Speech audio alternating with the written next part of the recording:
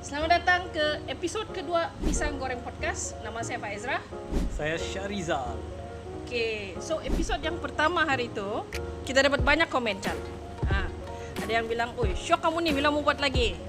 Ada juga yang bilang, kamu punya tempat tuh boleh cantik sedikit kan. Jadi sekarang Chan, kau kasih tahu di mana kita sekarang? Sekarang nih kita dapat venue yang cantik. Hari ini kita punya venue ditaja oleh Nook Cafe Bandaran. Nook Cafe ni dia ada dua branch. Satu People by Nook di Depit, satu lagi ni lah di Bandaran. Dia punya makanan sangat sedap, sesuai dengan selera western saya lah. Oke, Western kau ah. Oke. Dia punya dough, dia punya specialty di sini, dia punya dough, sourdough. Ya. Diorang buat sendiri. Diorang buat Hari-hari sendiri. Ya. So mostly sebab diorang ada bakery sendiri. So dia punya quality roti itu memang orang bilang tip top lah. Ya. Kalau saya datang sini pun memang saya akan minta tuh sourdough. Itulah memang terbaik lah. So kamu orang keke kena datang lah ke Nook Cafe. Tapi saya rasa ramai orang keke pun memang sudah kenal juga Nook Cafe ni. Dia sudah lama kan. Ya.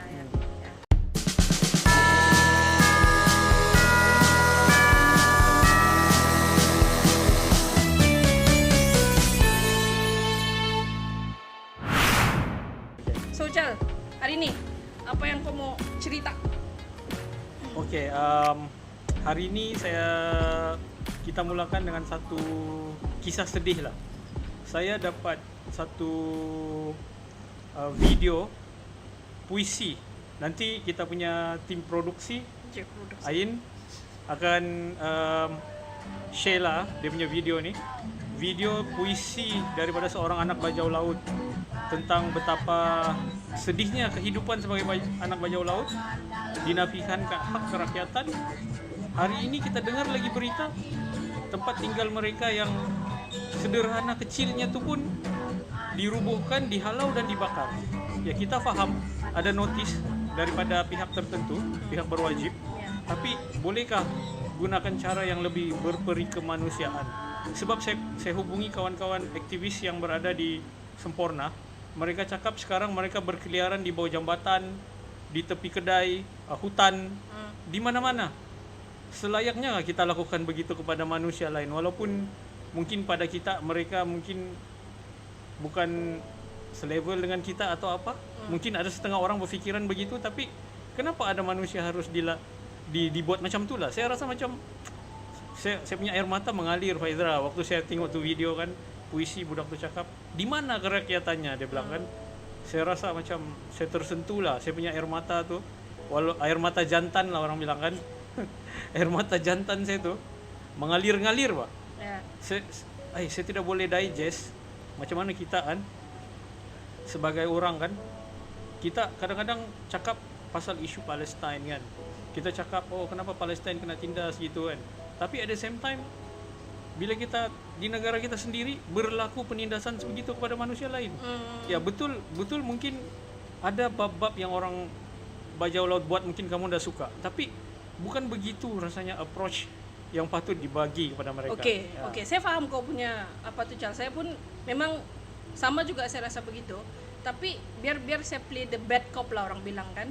Sebab diorang buat itu penempatan di tanah kerajaan bah. Tidak ada permit, tidak ada lesen, tidak ada kebenaran. Jadi kalau saya berfikir dari pihak yang tuan punya tanah, saya sudah hantar notis untuk suruh kamu kasih tinggal itu tempat bah, kasih kosong itu tempat. Tapi benda tu tidak berlaku.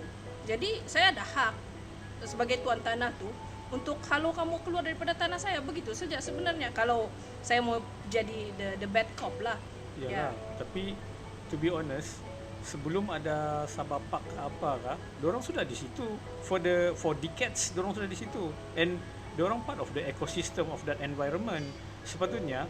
And most of kalau kita tengok gambar-gambar orang-orang macam turis-turis pun, bila dorang ambil gambar, dorang suka ambil gambar-gambar orang bajau laut ni. It's part of the attraction of that place, yang the indigenous community of that sea is like living in that macam tu lah punya situation in the sea. Diorang ni sea nomads bah. Tapi saya rasa macam tidak selayaknya lah.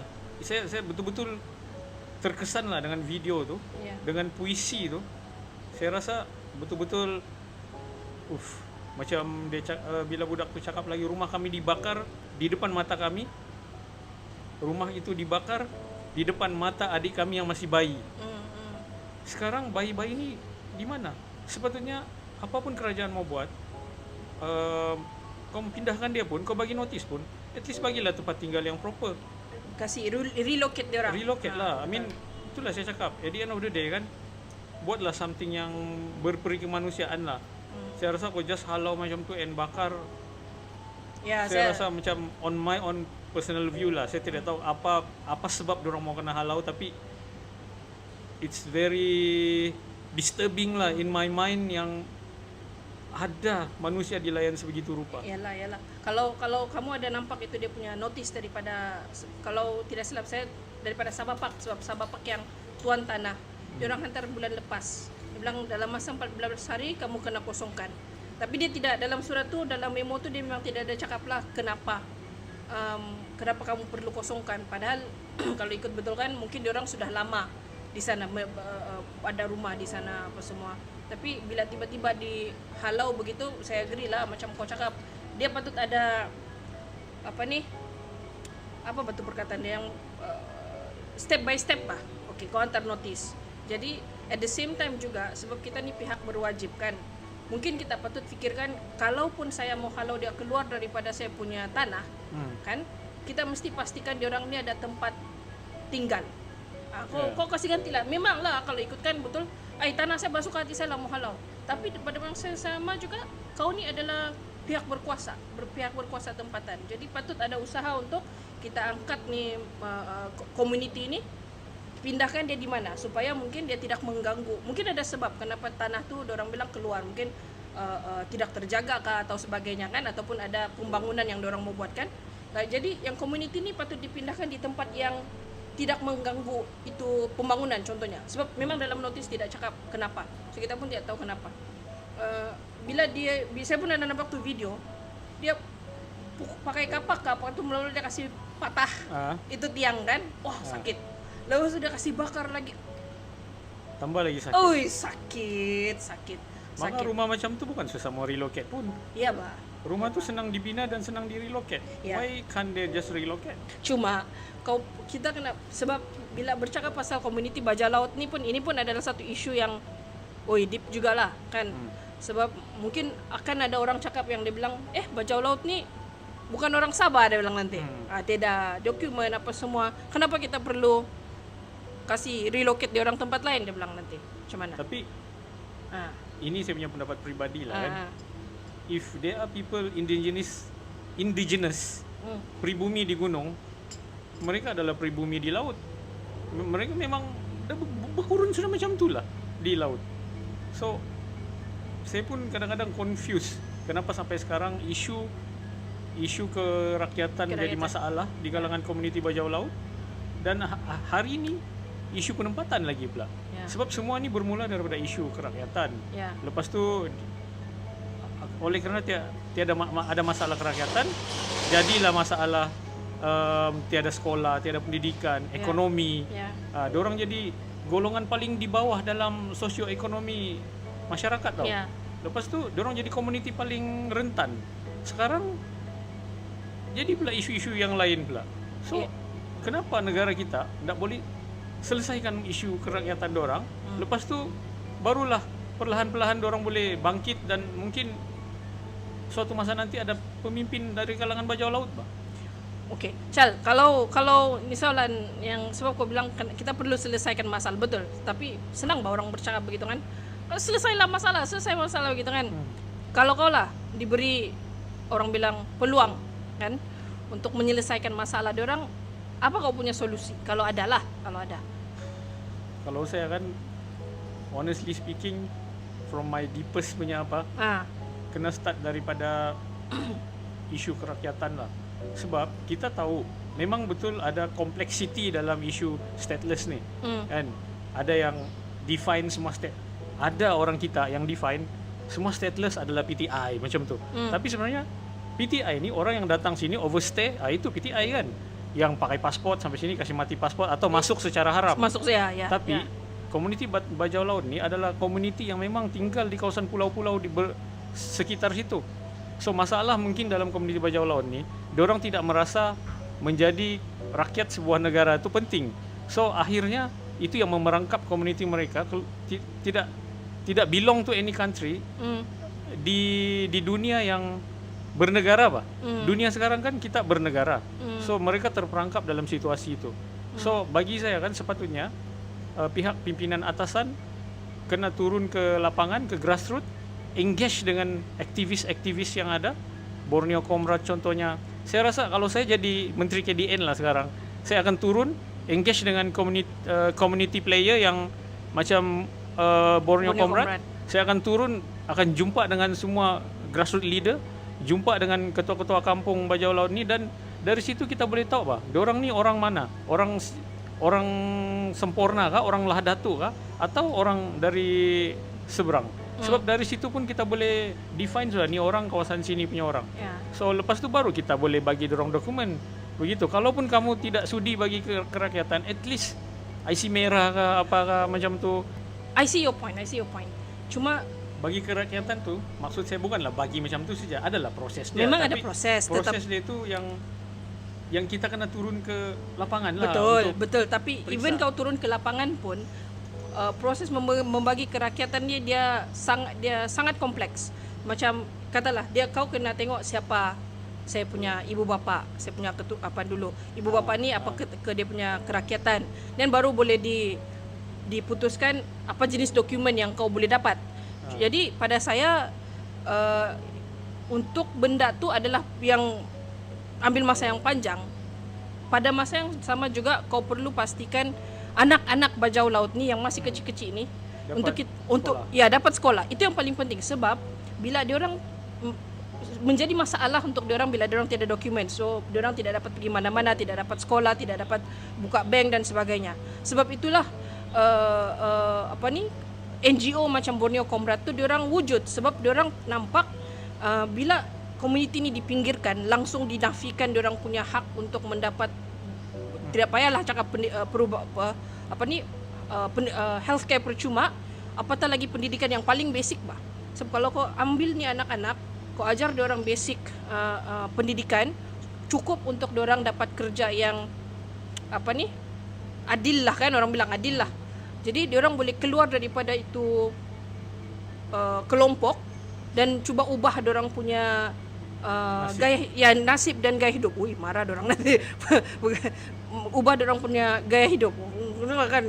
Jadi bila daripada situ, sebab kalau diorang tidak diberikan pendidikan, maksudnya diorang bila dari kecil diorang di sana sejak tidak dapat keluar, bergantung dengan hasil laut. Lepas tu bila jumpa pelancong lagi, dijualnya kan kalau kau pergi sana kan dia akan jual semua jadi bahan fotografi pelancong. Begitu saja. Itu saja yang diorang tahu. Berkisar nanti daripada kecil sampai besar begitu, kawin, beranak lagi, kitaran dia begitu. Jadi kita kena break the cycle, bagi pendidikan alternatif yang secukupnya.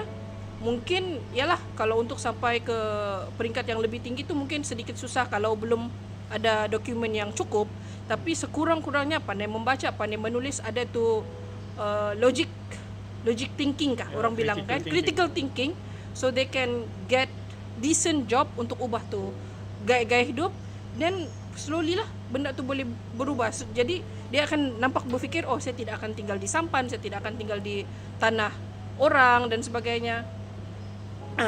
Begitu. Itu saya rasa lah, sebab kalau kau fikir kita kasih putus dulu, kita kasih juga dulu dia punya kerakyatan, kita kasih settle dulu dia punya kerakyatan. By the time settle tu kerakyatan, contohlah macam kau, anak-anak kau mengkali besar sudah, belum lagi disettlekan dia punya kerakyatan. Begitu. Maksudnya immediate action lah. Immediate action yang boleh dibuat sekarang. Itu yang si kawan-kawan kita, si Borneo Comrade, dia orang buat kan. Dia orang ada sekolah alternatif, ajar budak-budak yang Saya pernah pergi share sikit lah pengalaman, pergi tengok dia orang kan. Saya bangga lah. Saya kena mention di sini. Saya bangga lah ada sahabat-sahabat dalam Borneo Comrade macam saudara Mukmin. Cara dia didik anak-anak bajau laut anak-anak stateless Hmm. sangat-sangat di luar daripada silibus sekolah. Dia ajar pasal puisi, dia ajar menyanyi, dia ajar berkebun, dia ajar cari menjana ekonomi. So dia ajar cara budak-budak ni untuk survive, ajar budak-budak ni apa hak mereka di negara ini. And then paling sedih punya cerita, ini di salah satu aktivis juga, Cikgu Ayu. Cikgu Ayu pernah cerita, ada satu budak stateless, bila kena tanya apa cita-cita dorang, semua orang lukis mau jadi bomba, mau jadi askar. Sekali ada satu budak nih, dia lukis kad pengenalan. Dia lukis kad pengenalan. Dia lukis kad pengenalan, itulah dia punya cita-cita, mau jadi rakyat Malaysia.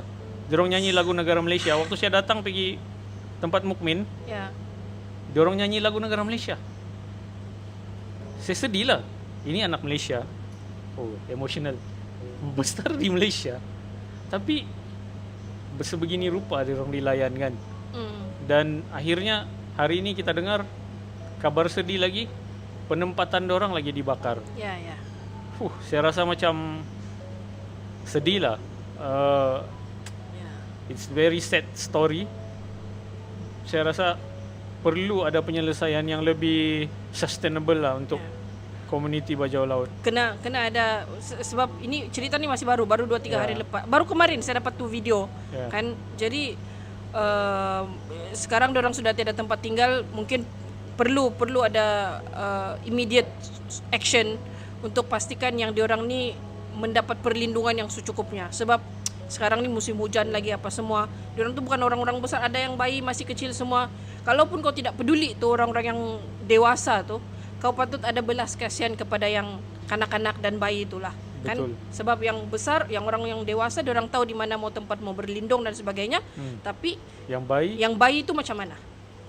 Itu kena ada tindakan yang cepat lah untuk macam mana pun kita kena fikirkan, mungkin diletakkan di penempatan sementara dan sebagainya. Sementara kita cari tempat yang boleh menempatkan diorang untuk satu tempoh masa lah begitu. Tidak boleh dibiarkan tidur di bawah jambatan dan sebagainya, itu di hutan.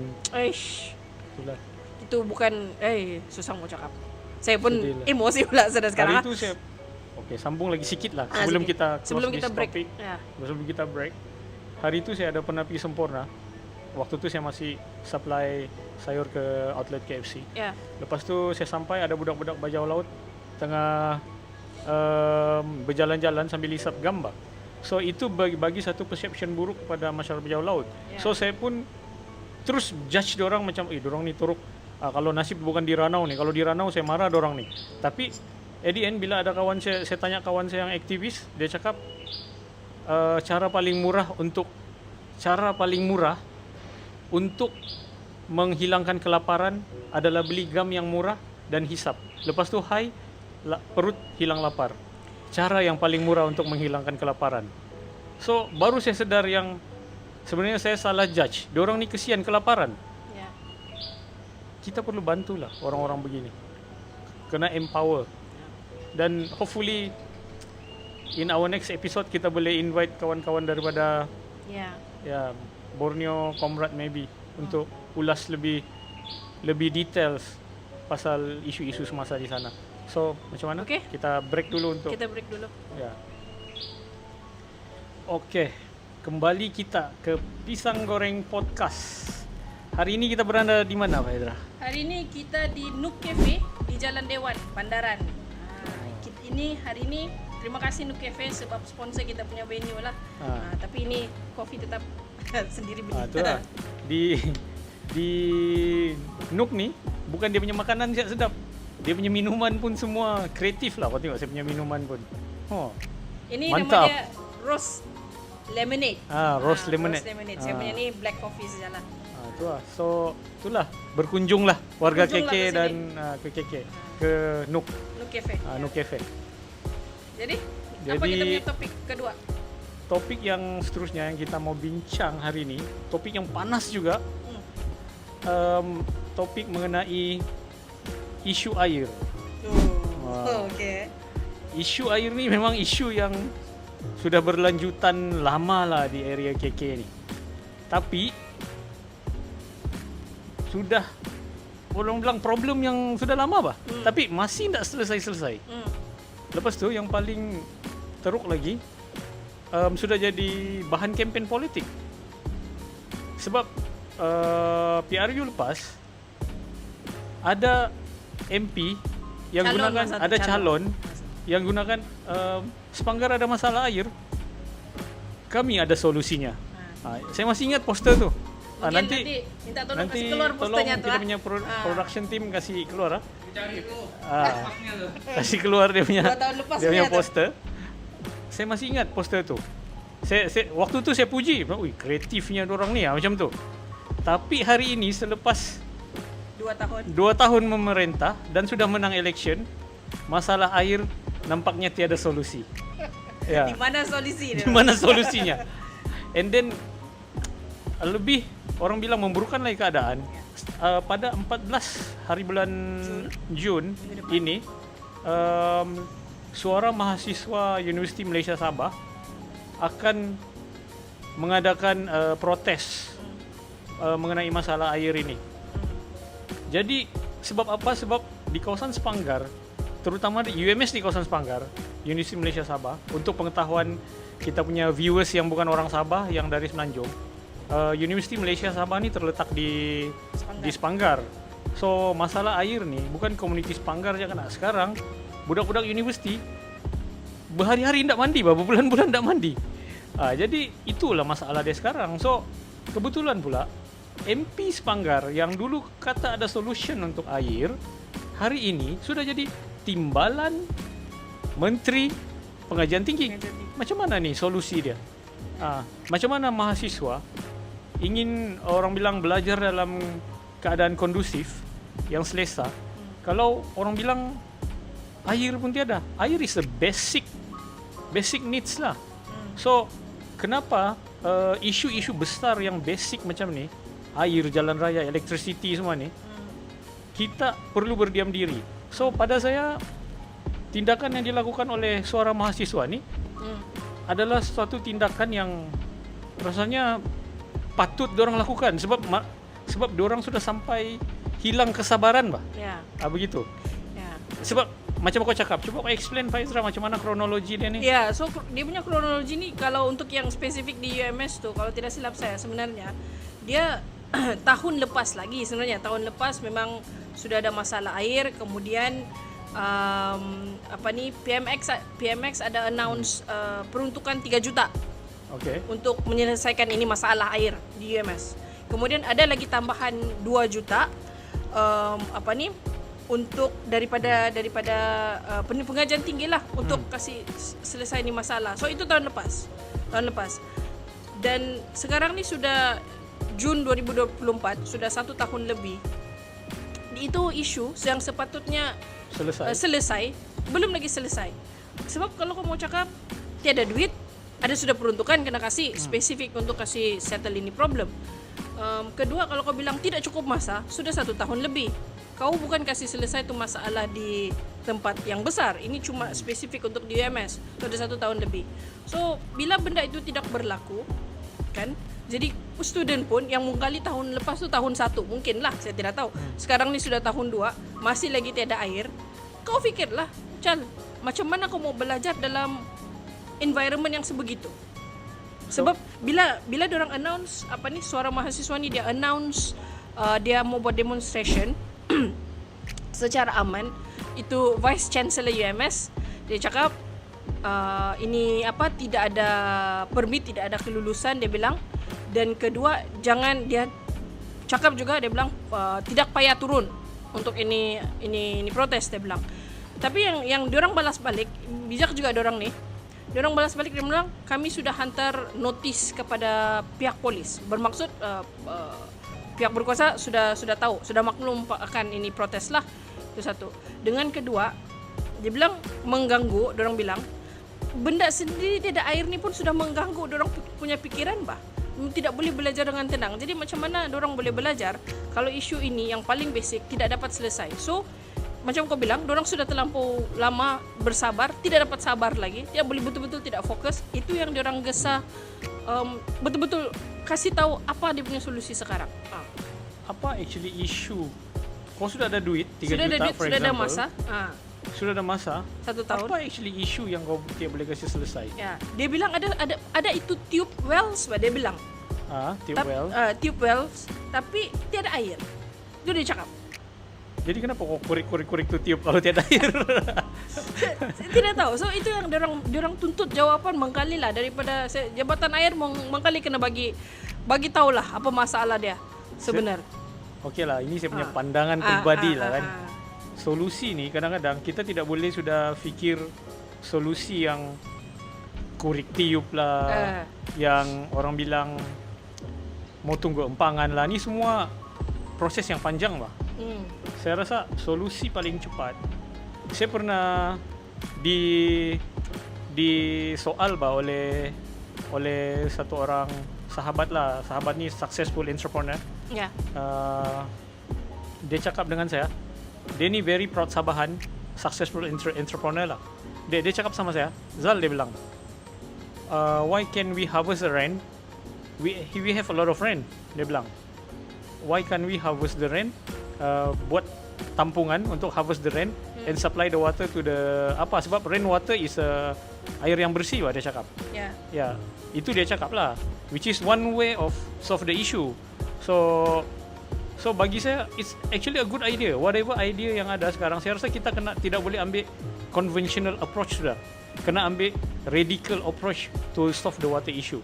And itu satu lah yang dia bagi saya. And then saya fikir, betul juga, because saya in plantation, saya in agriculture, saya selalu harvest the rain untuk saya punya water supply, untuk saya punya staff, pekerja semua. So saya bilang, if I can do that, why can't they do? Begitu, just harvest the rain. Because for example, kami ada 1,000 acre of mention pula 1,000 acre of farm lah kan. So kalau kita macam kami ada farm kan, lepas tu farm kan mau perlukan air, kadang-kadang kami harvest the rain pakai tangki, pakai apa kan. Adalah kau punya teknologi sendiri, kau set up begitu. Simple lah. So itulah. Jadi kalau jangan underestimate the power of tangki biru. So itu satu. Okay. So yang kedua, saya pernah tengok satu artikel pasal ada satu saintis yang waktu dia berjalan di tanah Arab, saya lupa macam Dubai ke somewhere.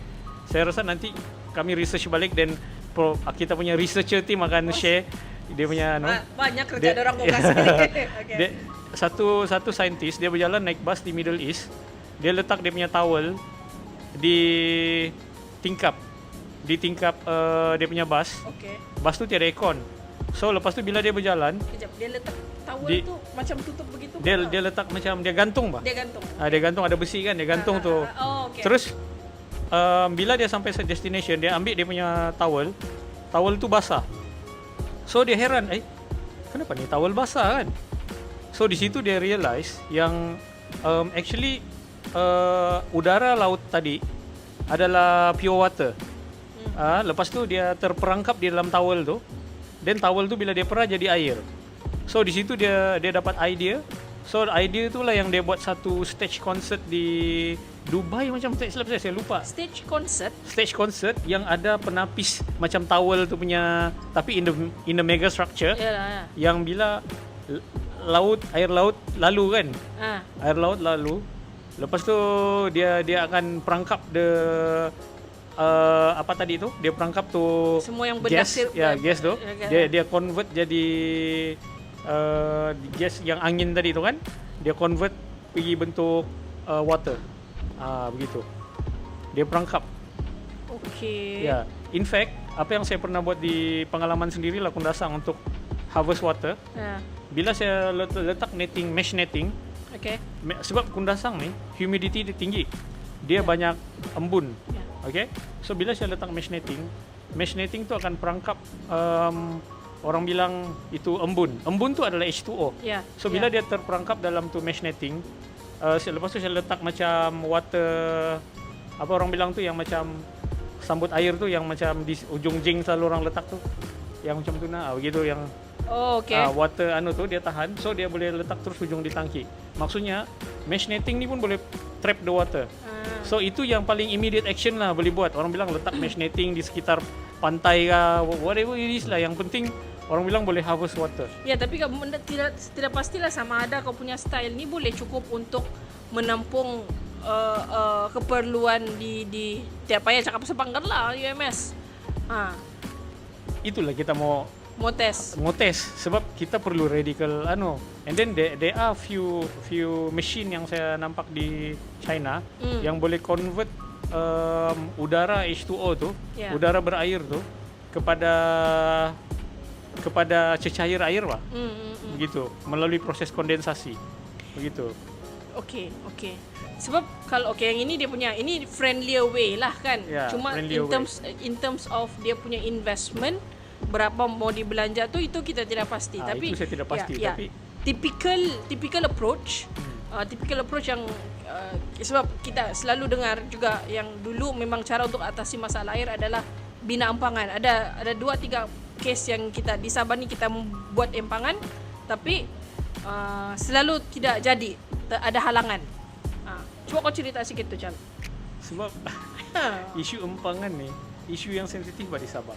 Every time ada usaha untuk dibangunkan satu empangan yang kita boleh buat macam di Sarawak contohnya, saya rasa kawan-kawan yang aktif sebagai aktivis alam sekitar pasti tidak akan setuju dengan pembinaan empangan. Sebab pembinaan empangan ni akan potong berapa banyak bukit, berapa banyak pokok dan berapa banyak kampung kena relocate.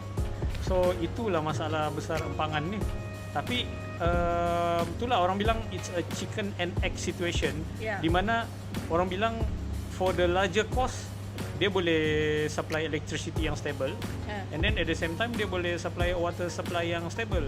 So investor untuk kita punya industri pun di sini, KK Industrial Park pun boleh senang masuk ke Sabah bila ada electricity dan water supply yang stable. Tapi sekarang bila tidak stable, itu yang susah investor pun masuk pun. Betul. That's why some of the politician now, dulu before they become government, bila ada usaha untuk buat empangan, dorang lah one of the people yang akan riot dengan aktivis. Gitu kan? Bantah. Tapi once they become government, baru dorang realize yang actually we bantah last time. Memang we actually perlu empangan, water and electricity. So now the problem happen lah. So itulah beberapa orang bilang antara solusi jangka masa panjang, jangka masa pendek yang kita boleh buat. Tapi ya, saya berminat dengan kau punya itu cadangan alternatif tadi itulah yang kau bilang kita macam mana kita supaya kita boleh, kalau betul Mas kita ni tidak mau buat empangan disebabkan itulah ada ni environmentalist dan sebagainya. Alternatifnya adalah kita patut kaji sama ada boleh kita buat tidak. Itu feasible study orang bilang kan, boleh buat atau tidak itu harvest daripada hujan ataupun harvest daripada udara laut yang in a bigger scale. Sebab kita pun memang berada di di pesisir pantai. Sebab Laut Cina Selatan tu di sebelah saja. Untuk explanation kepada penonton lah, kenapa saya cakap harvest the udara laut? Sebab ini sains tingkatan 5 ni. Boleh ngam. Bila matahari pancarkan cahaya ke laut, penyejatan berlaku. So air tadi akan bertukar jadi gas, H2O. H2O tadi.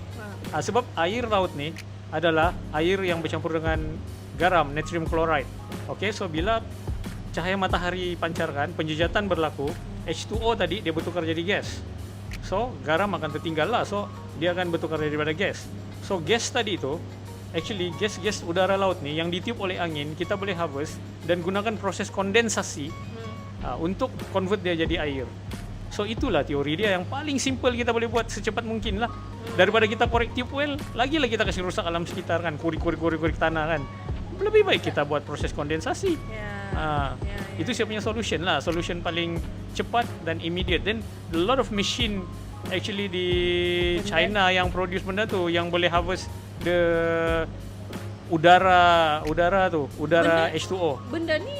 Benda ni saya rasa boleh buat, sebab kalau kau bercakap begitu kan, sama juga bila kita bilang kita membuat pembenihan awan untuk hujan, benda tu maksudnya it's doable. It's doable. It's almost the same concept. Sebab at the end of the day kau mau macam itu yang membenihkan awan tuh untuk kasih hujan. Sama Ya. juga sebenarnya lebih kurang kan. Ini kau ambil daripada bawah, Ya. kau convert Ya. gitu. Itulah. Sama aja, boleh Boleh sebenarnya pakai lah. kan idea saya? Boleh pakai.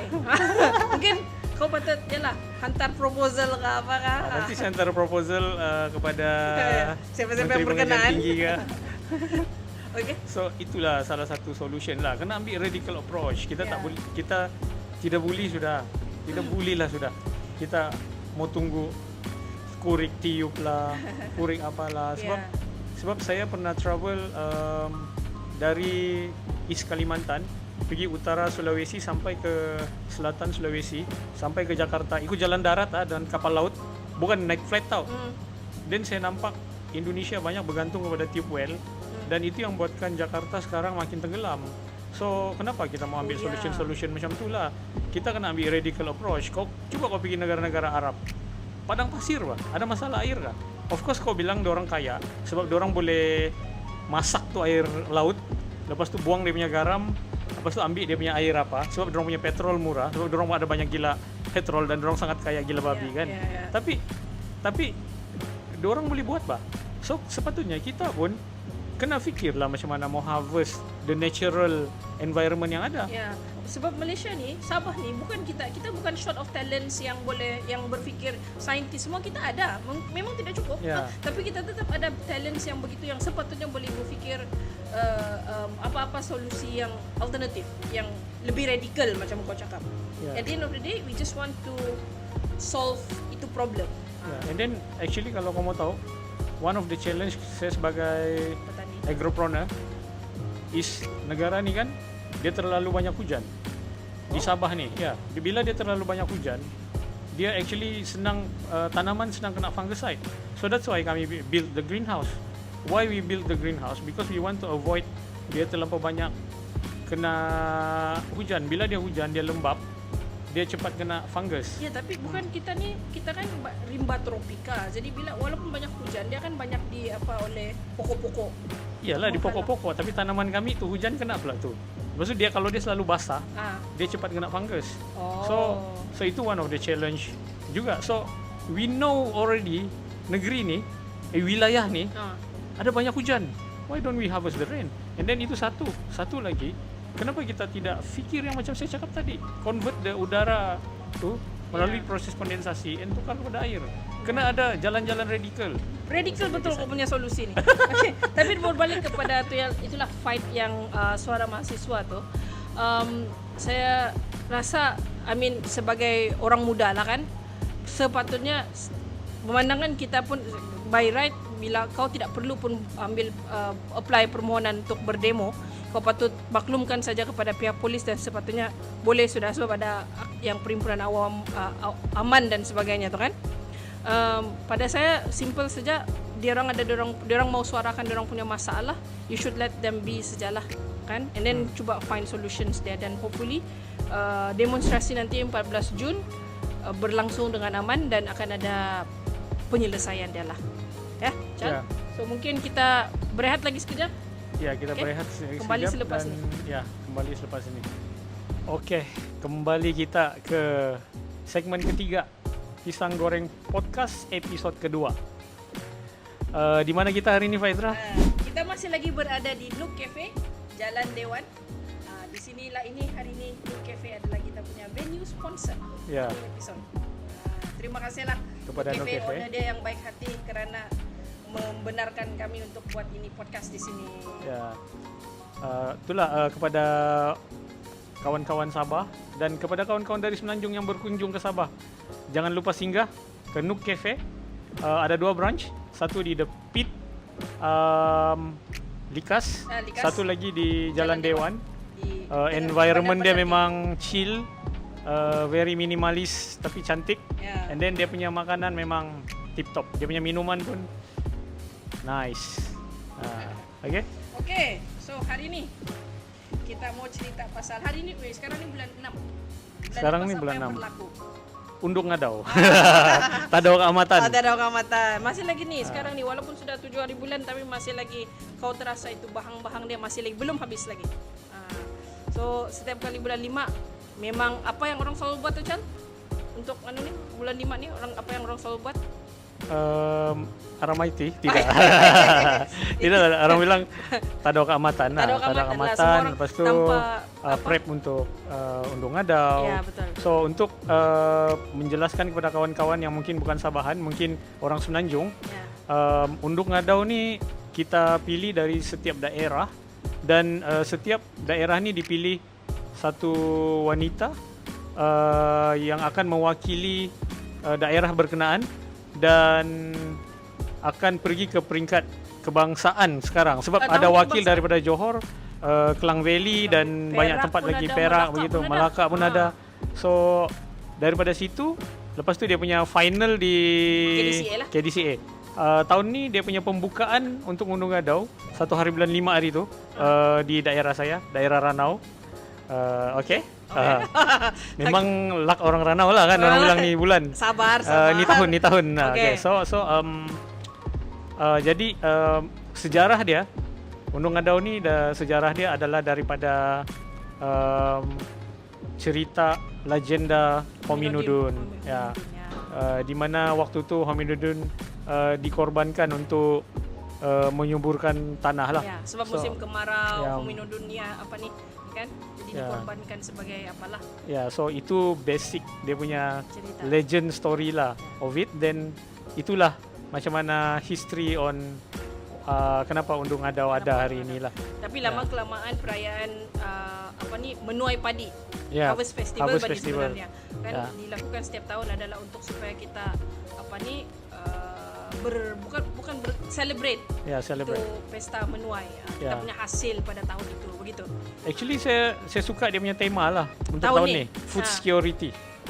Something yang keterjaminan makanan keamatan melangkaui keterjaminan makanan begitu Something like that lah. Ya, terus saya suka lah because food security and food sovereignty is something yang very close to my heart. If those people who know me in Twitter, saya selalu share pasal macam mana cara untuk negara ni boleh sustain dia punya food supply lah. Ya, kalau kamu ikut dia si Chal ni di Twitter, dia selalu tuh share kongsi tips macam mana mau bercocok tanam. Apa kalau kamu bercocok tanam di rumah pun boleh dan sebagainya. Tapi Chal, kau tengok kau undung ngadau ni tahun. Layan lah begitu, tapi tidak terlampau. Saja mau cakap undung ngadau tahun ni dia dimenangi oleh undung ngadau daripada Inanam. Saya mau klaim. Highlinda News nama. Ya. Tati apa sudah tu? Tati Highlinda News. Ya, saya sebenarnya tahu dia punya daerah aja, nama dia saya susah mau sebut. Tapi saya mau klaim, saya dari sebab form 1 saya pernah sekolah Guru menengah di Bahasa Inanam. Melayu. Jadi saya mau dan klaim. #dan klaim. Nanti saya klaim. Ya, bolehlah kau klaim. Dia mau klaim sebab sebenarnya undung ngadau Inanam tu asal dari Ranau. iyalah, tapi dia cego di Inanam. But anyway, sebenarnya yang paling penting kita mau cakap ni sebenarnya adalah penutupan sambutan keamatan. Ada tetamu kehormat yang dijemput daripada seberang. Pemimpin tertinggi negara. Dia buat ucapan masa penutupan sambutan keamatan tu. Dia cakap, dia bilang 16 bilion yang kami bagi kepada Sabah tahun ini, dia bilang sudah melebihi itu angka 40% yang dijanjikan kepada Sabah, dia cakap. Jadi apa lagi Sabah mau dia. Tapi kalau kami punya persoalan ada, bila dia cakap begitu kan memang terkejut sebab angka dari mana 16 bilion yang dia sebut ni. Dia petik tu. Dia petik dari mana? Petik daripada Formula angin. Petik daripada angin. Sebab kalau kau tengok peruntukan belanjawan tahun ini 2024 untuk Sabah cuma 6.6 bilion. Jadi 16 bilion ni dia datang dari mana? Mungkin dia nampak 6 bilion, dia tambah 10. Begitu. Itu pertama. Jadi kedua lagi yang dia cakap yang saya terganggu betul, dia bilang orang Sabah cukup, pemimpin di Sabah ni dia bilang cukuplah hentikan sentimen kenegerian tu, dia cakap. Sebab akan mengganggu dan sebagainya. Tapi cuba kau fikir Chal, kalau kita tidak bercakap tentang hak kita sebagai rakyat Sabah, terutama sekali tu yang 40% yang diorang sudah nafikan selama lebih 47 tahun sampai kita terpaksa ke mahkamah untuk minta diorang tunaikan janji. Siapa lagi yang boleh bersuara kalau kita tidak boleh bersuara? Betul. Jadi dan itu 16 bilion pun. Coba kau bagi tahu saya. Kalau Petik saya dari salah, mana? dia datang daripada mana? Ya. So actually satu benda yang saya terganggu lah kan. Sebab dia bilang jangan cakap pasal the 40%. Sedangkan 40% ni termaktub dalam Perlembagaan Persekutuan bahagian 4 artikel 112C dan 112D jadual 10 yang memang cakap 2/5 daripada revenue yang dihasilkan di wilayah ni harus ditinggalkan di negeri ni. So kenapa kau masuk rumah kami, kau buat bisnes di rumah kami, dan kau janji kalau kami dapat 50 sen, 20 sen kau punya, 30 sen saya punya, saya bawa balik pergi seberang. Tapi kenapa bila sudah bertahun-tahun orang bilang 10 sen pun kami tidak dapat kan? Yeah. Yang daripada hasil yang kau buat di negara kami itu dia punya bahasa mudah. Okay? So itu yang saya rasa terganggu lah. And then benda ni saya sudah bercakap lama dengan the late almarhum Zainal Ajmain. Dia ada tulis satu buku The Queen Obligation. Okay, saya baca buku tu dan saya pun bila dengar apa yang PMX cakap tu, PMX ni suka kan cakap yang out of thin air macam main lantak saja asal sedap speech bah. Betul. Saya rasa tidak boleh lah. Nowadays punya generation is generation yang celik. Information is everywhere. Information is in the fingers. You see during the yang SLS punya fight against the federal government di court tu yang kau pun sama saya ada. Ya, 16 Mei tu. Ada budak-budak yang muda seperti SIN bah, Sabah Equity and Entitlement Now. Entitlement Now. So budak ni masih muda and diorang are well versed with the information. Kalau saya baca diorang punya risalah, well versed with the information of the federal constitution and also perjanjian MA 63. So kenapa dia ingat kita, dia macam memperlecehkan kita punya akal tau. Dia begitu. Macam kita tidak tahu tu informasi bah. Macam kita tidak pandai membaca ke apa ni. Begitulah. So saya rasa kan satu Zainal Ajmain meninggal akan ada banyak Zainal Ajmain muncul tau. We will keep on talking about this. We will keep on talking about MS63. We will never stop talking about the rights of 2/5 revenue itu kena kembali kepada Sabah, dan we will support SLS punya movement. And I personally will convey message in this podcast to the young people like Sin. So kalau macam apa ni dalam DUN awal tahun ni bulan 4 begitu, Dato' Masidi dalam DUN dia ada cakap, dia minta kerajaan negeri minta data-data daripada kerajaan persekutuan untuk keluar satu formula. Mau kira 40% tu berapa sebenarnya. So kita keep on talking about 40%, tapi tidak ada satu formula yang jelas untuk kira sebenarnya 40% tu berapa. Sebab bila tidak ada tu formula, keluarlah nomor-nomor yang 16 bilion begitu. Macamlah 16 bilion tu dia bilang sudah melebihi 40%, tapi cukupkah itu 16 bilion untuk tutup hutang kerajaan persekutuan selama 47 tahun? Kalaulah kita dapat tu 40% daripada tahun yang dia tidak bagi tu 1974 kalau tidak silap saya kan, kita punya pembangunan di negeri Sabah mungkin lebih baik daripada sekarang bah. Tapi bila itu dinafikan, ini orang kena faham. Peruntukan tahunan yang dalam belanjawan tu berbeza dengan yang apa yang kita mau minta 40%. Jadi kalau tidak dinafikan, memang kita sebetulnya lebih bagus. Kita progress. Sebab belanja untuk membangunkan Sabah ni 16 bilion tu besar. Sabah ni saja kan lagi besar daripada lagi satu semenanjung Malaysia. Ranau saja saya punya kampung. Orang bilang Perlis berapa kali Perlis baru tutup Perlis berapa kali? Itulah. Berapa banyak Perlis baru sama Ranau. Dan berapa banyak MP di Perlis? Berapa banyak MP di Sabah? And Melaka, a small state like Melaka, ada berapa banyak MP? Tapi Ranau ada berapa banyak MP? Satu MP saja. Sedangkan Ranau tu besar daripada Melaka. Betul. So imagine, so it's not fair to judge the peruntukan based on just because kasih kawasan begini. dorang satu MP sama aja 4 juta. You cannot give 4 juta to Ranau and 4 juta to apa. Betul. So itu betul-betul tidak fair lah until now. Orang akan argue bilang, oh di sana population sikit, bla bla bla, yada yada yada. Tapi people are living in a very bad betul, situation. Sebab sometimes it's not about population. Betul. Kalau mungkin pengundi di Ranau mungkin cuma ada mungkin berapa puluh ribu. Ya. Tidak sampai 80,000 mungkin. Tidak sampai ya, lah. tidak Tidak sampai, sampai. ya. Mungkin dalam 30,000 begitu mengkali ada. Tidak, ya Ranau besar. 50. Okey, fine. Dalam 50. 60 maybe lah. Okay, ya, 50-60 ribu. Ah. Tapi besar kamu tu, besar Ranau tu, dia bukan yang macam kau, okay, paling senang. Kita 8 jam daripada KK pergi Tawau bah. Itu 8 jam. Kau 8 jam di Semenanjung daripada KL Pergi Perlis. pergi Perlis, pergi another state. Yeah. From one state to another. Kita from one district to another bah. Apatah lagi kalau kau bilang kau masuk satu kampung yang betul-betul di pedalaman. Dia bukan population. Dia kau punya keluasan tu untuk reach orang kampung yang di dalam yang tidak ceruk-ceruk sana. Ceruk-ceruk tu. Ya, dia bukan mudah. Jadi sebab itu kau tidak boleh simply bilang, oh ya, inilah peruntukan kamu dan inilah 16 bilion tu 40%. Dia bilang tidak boleh.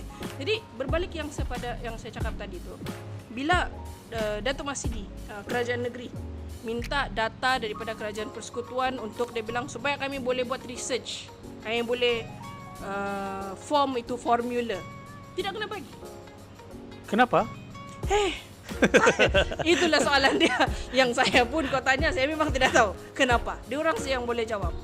Kenapa Kenapa susah sangat? Kenapa susah sangat mau bagi? Sebab kerajaan perpaduan, kerajaan Madani hari ini, dulu dia bilang masa dia manifesto dia akan selesaikan kita punya masalah MA 63. Jadi bila kau hari ini sudah jadi kerajaan, Kenapa tidak selesai?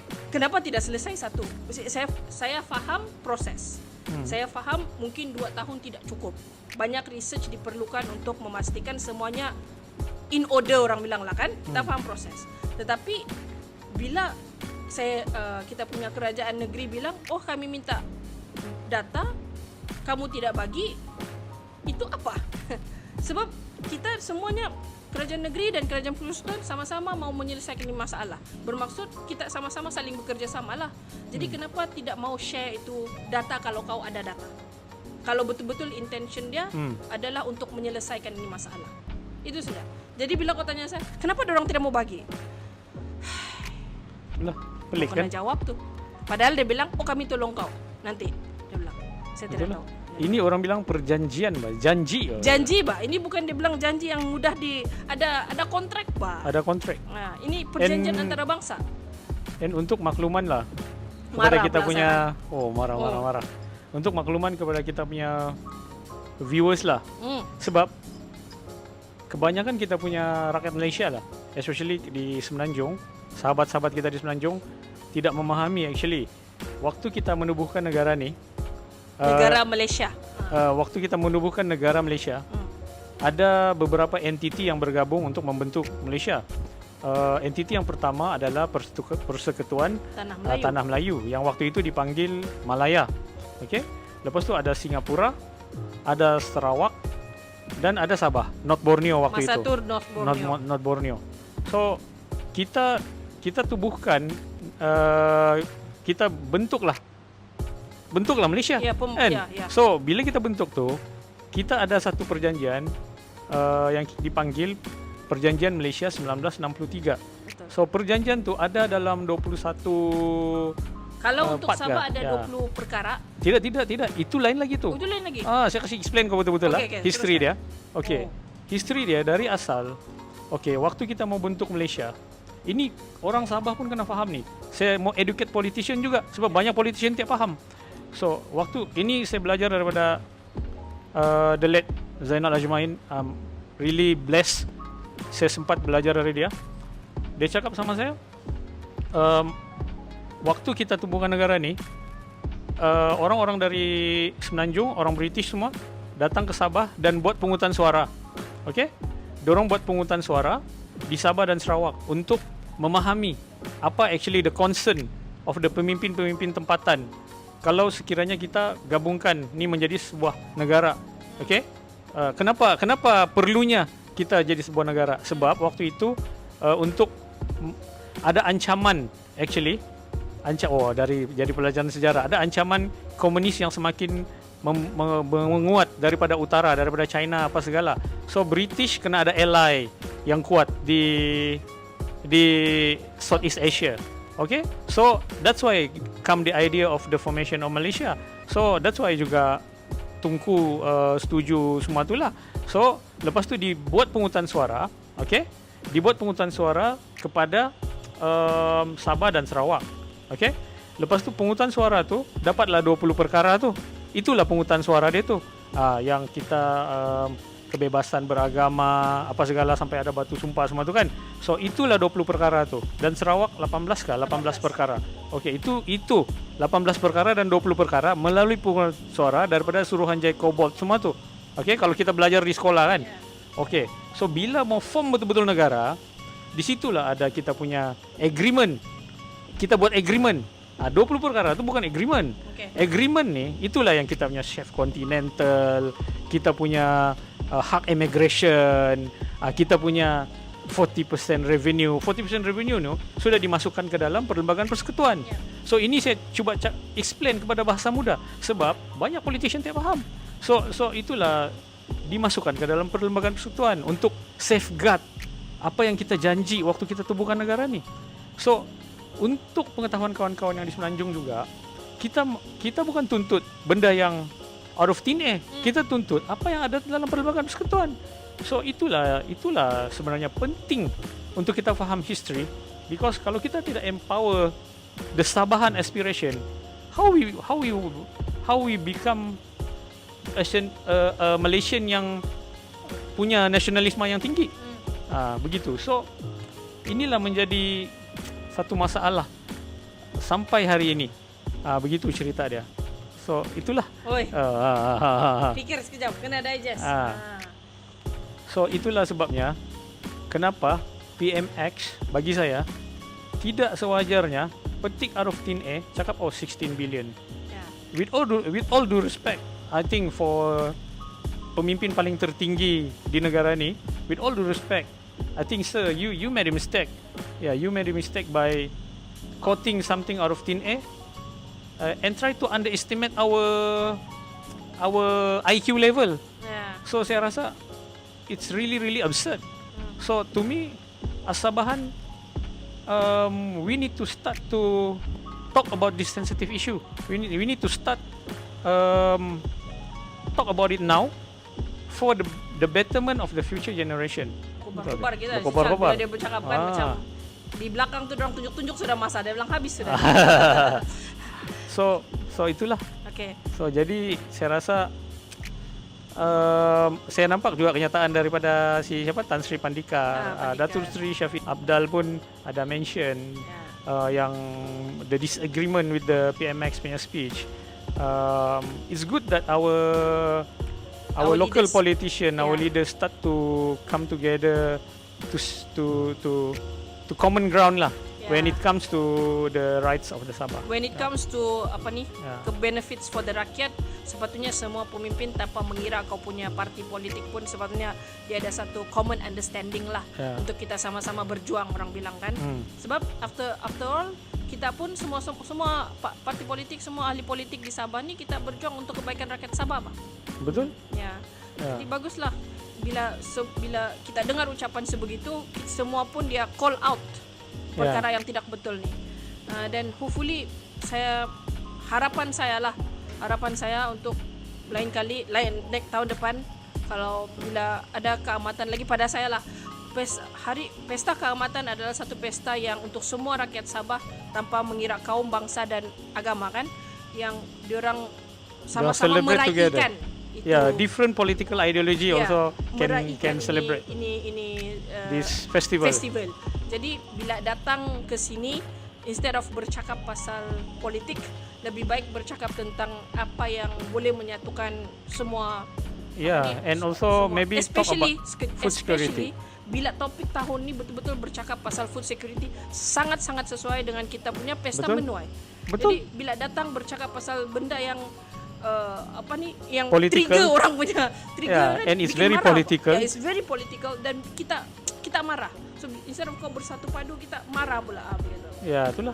So mungkin next time datang bagilah ucapan yang mencerminkan kita adalah seorang pemimpin tertinggi yang mewakili Ya, semua rakyat semua Malaysia.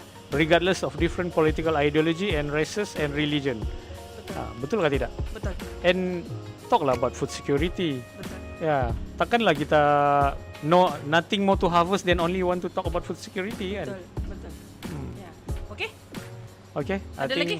itu saja. Itu saja. Wah, pusing-pusing sudah kita punya nih. Kita Okay. punya apa nih. Jadi itu saja untuk kali ini. Ya, Harap-harap apa yang kami share, kami bercerita ni ada Memberi input lah kan kebaikan, untuk siapa yang menonton dan mendengar dalam. ya.